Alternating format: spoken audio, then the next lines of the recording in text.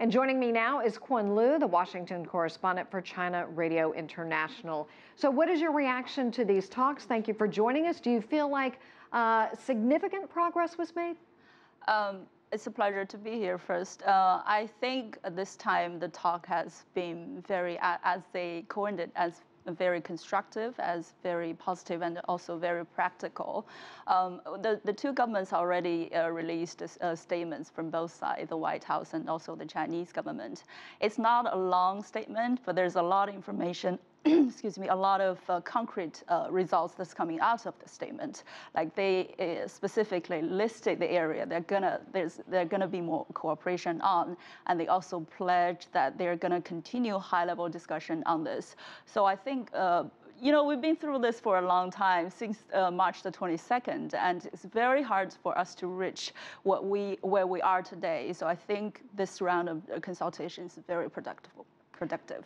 Right. So as Jim just spelled out, China has agreed to meaningful increases in the purchases of U.S. agriculture and energy, but it did stop short of accepting President Trump's demand, really, for $200 billion in reduction in the bilateral trade surplus. Will he get any movement on that? Do you think China will bend and he'll get more of what he wants? Well, yes, it's been in the news for quite a long time. I mean, as a reporter who's been following this story, I see that a lot. I think the most important thing, especially for the two of the world's largest economy, to solve any dispute or any problem that's between them, I think the most important thing is to show your sincerity and be practical.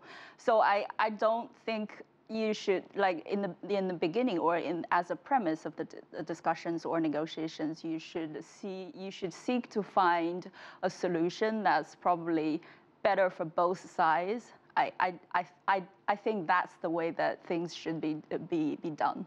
Right. So regarding ZTE, the Chinese telecommunications company, President Trump did extend an olive branch last week and said that he was going to find another way to go about really, quote, punishing China for the issue regarding ZTE. What do you expect in the coming weeks with this? Right. Yes, there's been a lot of, let's say, twists and turns about the ZTE story, especially considering President Trump's tweets.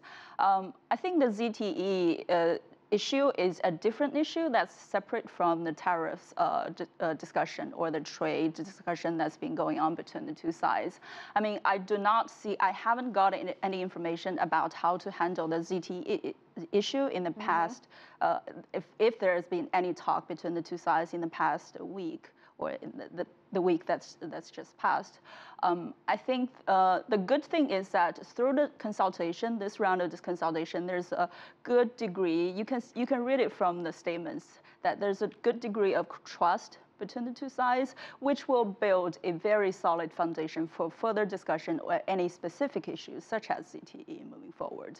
All righty. Well, Kun Liu, we certainly appreciate you joining us. Thank you so much for your insight.